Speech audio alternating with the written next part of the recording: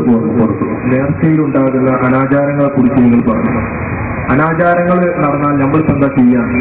അതുപോലെ ഞങ്ങൾ സ്ത്രീ ജുമാ ജമാഅത്ത് ഇസ്ലാമിലുള്ള അള്ളാഹുവിന്റെ റസൂലിന്റെ കാലത്ത് നടന്ന പ്രവാചകര് അനുകൂലിച്ച ഈ വിഷയത്തെ ഞങ്ങൾ നടത്തുമ്പോൾ അതിന് ഓരോ ഫോട്ടോഗ്രാഫികളൊക്കെ എടുത്തുകയാണ് നിങ്ങൾ ഇങ്ങനെ രംഗത്തിറങ്ങി അതിൽ ഓരോ ചെറിയ നിയമങ്ങൾക്കെതിരായി കാണുന്നു എന്ന് പറഞ്ഞാൽ നിങ്ങൾ ചാടി കെട്ടിട്ടുള്ള കാര്യം നേർച്ചയെ നടക്കുന്നത് പോലെ തന്നെയാണ് ഞങ്ങളിൽ നടക്കുന്നത്.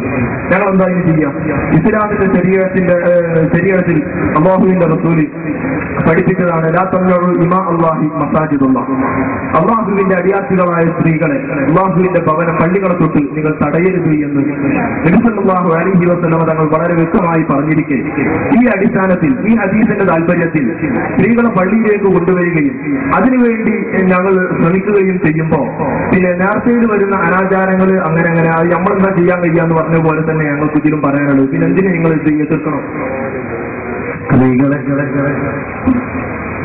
പള്ളിയിലേക്ക് ആനയിക്കുകയും അല്ലെങ്കിൽ കുതിരയിക്കുകയും അതിനുവേണ്ടി പ്രമാണങ്ങൾ ദുരുപയോഗം ചെയ്യുക എന്നത് 1960 ശേഷം മുജാഹിദ് പ്രസ്ഥാനം നടത്തിവരുന്ന വിഷയമാണ്.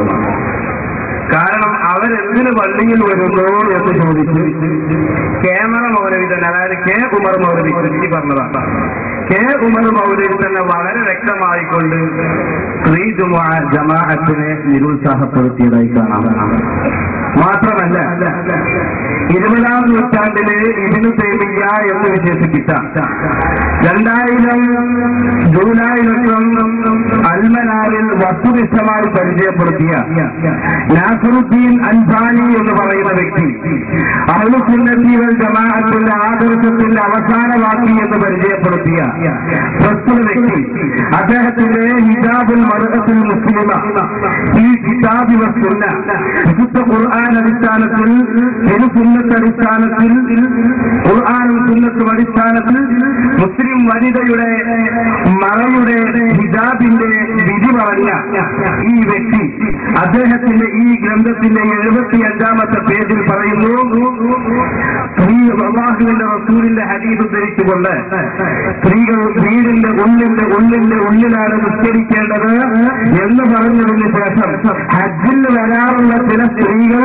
അവിടെയുള്ള ജമാഅത്തിൽ പങ്കെടുക്കുന്നതിന് നഖശിഖാന്തം ഈ വ്യക്തി ഈ 20ാം നൂറ്റാണ്ടിലെ ഇബ്നു തൈമിയ്യ എന്ന് പറയുന്ന അവസാന വാക്കായ നാസറുദ്ദീൻ അൽബാനി വളരെ വസ്തുനിഷ്ഠമായി വിശുദ്ധ ഖുർആനിന്റെയും തിരുസുന്നത്തിന്റെയും അടിസ്ഥാനത്തിൽ വിവരിക്കുകയുണ്ടായി.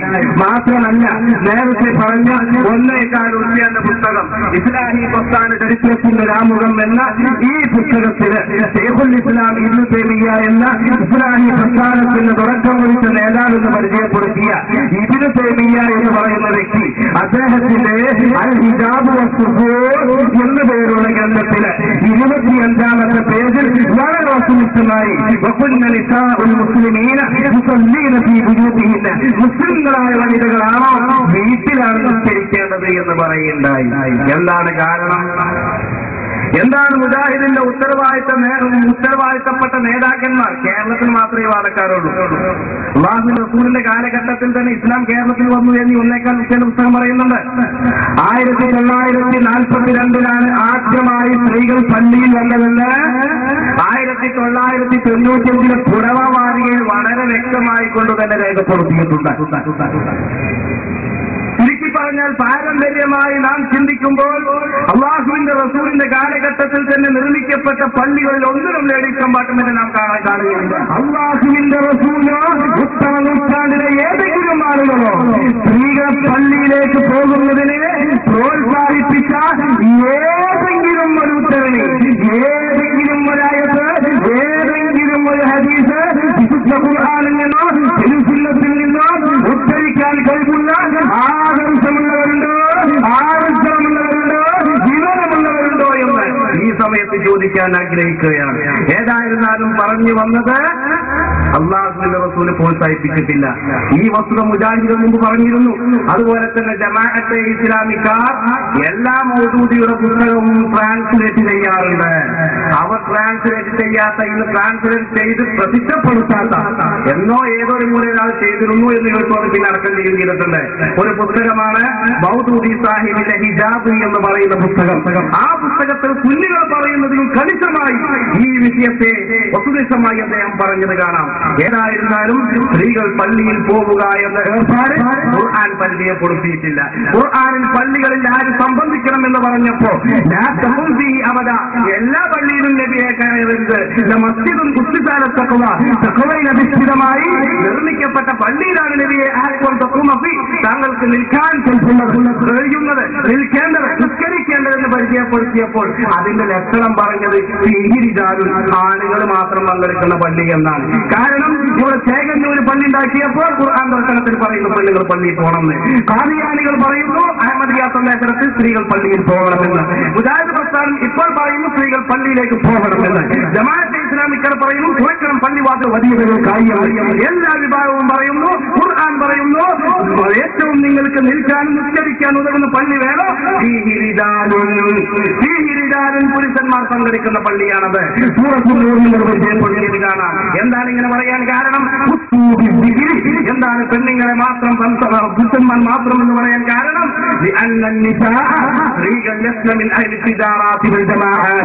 അവർ ജമാഅത്തിന്റെ ആളുകൾ അല്ല എന്നാണ് ഈ ആയത്ത് പഠിപ്പിക്കുന്നത് എന്ന് 40ഓളം ഈ വിനീതൻ രേഖപ്പെടുത്തിയതായി കണ്ടിട്ടുണ്ട്.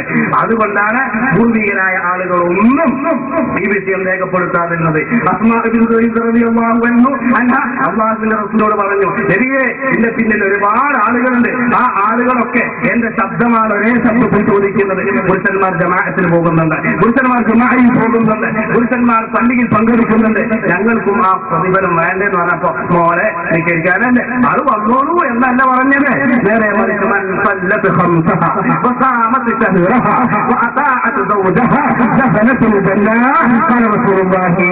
അള്ളാഹുവിന്റെ റസൂല് പറഞ്ഞത് മോനെ നീ വീട്ടിൽ കയറിയിരുന്നു കൊണ്ട് 5 വർഷം നിസ്കരിച്ച് ഭർത്താവിന് വഴിപ്പെട്ട് നീ നിസ്കരിക്കുകയാണെങ്കിൽ, നോമ്പെടുക്കുകയാണെങ്കിൽ, കാത്തു കൊടുക്കുകയാണെങ്കിൽ അതാണ് നിങ്ങൾക്ക് ഉത്തമം എന്ന് അള്ളാഹുവിന്റെ റസൂല് ഓർമ്മപ്പെടുത്തുകയുണ്ടായി.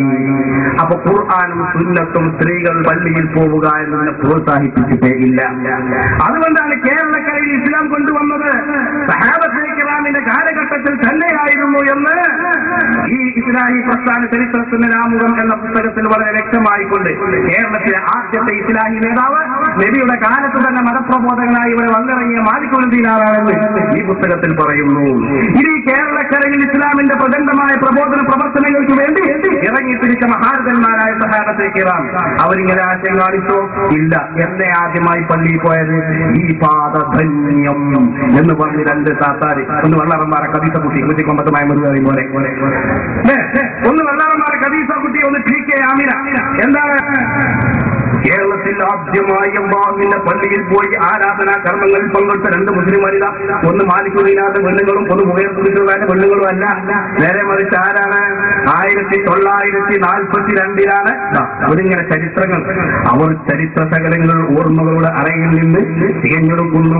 1940കളിൽ സ്ത്രീകൾ പള്ളിയിൽ പ്രവേശിക്കുകയെന്ന് പലർക്കും ഊഹിക്കാൻ പോലും സാധ്യമാവാത്ത കാര്യമായിരുന്നു എന്നൊക്കെ പറഞ്ഞാൽ ഊഹിക്കാൻ പോലും കഴിയാത്ത സംഗതിയാണ് പള്ളിക്ക് പോകല് എന്നിങ്ങനെ പറഞ്ഞ് എത്രത്തോളം പറഞ്ഞു അറിയോ? ഇസ്ലാഹി തറവാട്ടിലെ പ്രമുഖ പണ്ഡിതന്മാർ ഇടയ്ക്കിടെ ഖദീജക്കുട്ടിയെ സന്ദർശിക്കാറുണ്ട്.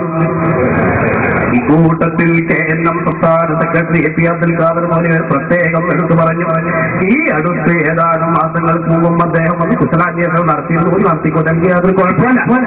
പറഞ്ഞത് എന്താണ്? പറഞ്ഞത് നബി തങ്ങളുടെ കാലത്തോ സഹാബത്തിന്റെ കാലഘട്ടത്തിലോ ഇല്ല, ഉത്തമ നൂറ്റാണ്ടിൽ തന്നെ ഇസ്ലാമിക ആദർശങ്ങൾ വന്ന കേരളക്കരയില് 1300 ചില്ലാനം കൊല്ലങ്ങൾ കാത്തിരിക്കേണ്ടി വന്നു എന്നത് ഒരു വസ്തുത. വസ്തുതയാണ്. അപ്പൊ ഖുർആനും സുന്നത്തും പരിചയപ്പെടുത്തിയിട്ടില്ല. പിന്നെ അവർ ഊതിയൊരു ഹദീസുണ്ട്. ഏതാണ് ഹദീസ്? ലാ തംനഉ ഇമാ അല്ലാഹി മസാജിദല്ലാഹി എന്ന ഹദീസാണ്. ആ ഹദീസിനെ സംബന്ധിച്ച് ബഹുമാനപ്പെട്ട പണ്ഡിതന്മാർ രേഖപ്പെടുത്തിയില്ലേ? ബഹുമാനപ്പെട്ട ഇമാം ശാഫിഈ റളിയല്ലാഹു അൻഹു അവിടുത്തെ ഇഖ്തിലാഫുൽ ഹദീസ് എന്ന കിതാബിൽ വളരെ വ്യക്തമായി കൊണ്ട് തന്നെ പറഞ്ഞു, നബി തങ്ങൾ എന്ത് പറയുന്നു എന്ന് നിനക്ക് ഒരിക്കൽ ചോദിച്ചേക്കാം. ലാ തംനഉ ഇമാ അല്ലാഹി എന്ന ഖൗലിനെ സംബന്ധിച്ച് നിനക്ക് എന്ന് പറഞ്ഞേക്കാം. അതെന്താണ്? പള്ളിയെ തൊട്ട് ഒന്നും തടയരുത് എന്ന് പറഞ്ഞാൽ ഹജ്ജിനും പോകാൻ പറ്റൂല, ഹജ്ജിനും പോകാൻ പാടില്ല. അള്ളാഹിന്റെ അടിയാത്തികളെ പള്ളികളെ തൊട്ട് മുഴുവനും തടഞ്ഞു എന്ന് വെക്കുക. അപ്പൊ എങ്ങനെ കഅബാലയത്തിൽ പോയി ഹജ്ജ് ചെയ്യുക? അപ്പൊ കഅബാലയത്തിൽ പോയി ഹജ്ജ് ചെയ്യുക എന്നുള്ളതിനെ കൂടെ വിലക്കൽ വരും. അപ്പൊ പെണ്ണുങ്ങളെ തടയാൻ പാടില്ല അൻ ഫരീദത്തിൽ ഹജ്ജി, ഹജ്ജിനെ തൊട്ട് എന്ന് ഇമാം ശഫീഈ പറയുന്നു. അതുപോലെ മആനി മുസ്ലിം പറയുന്നു. അല്ലാമ ബൈഹഖി പോലെയുള്ളവരൊക്കെ ഈ വിഷയം രേഖപ്പെടുത്തിയിട്ടുണ്ട് എന്ന് പറഞ്ഞു.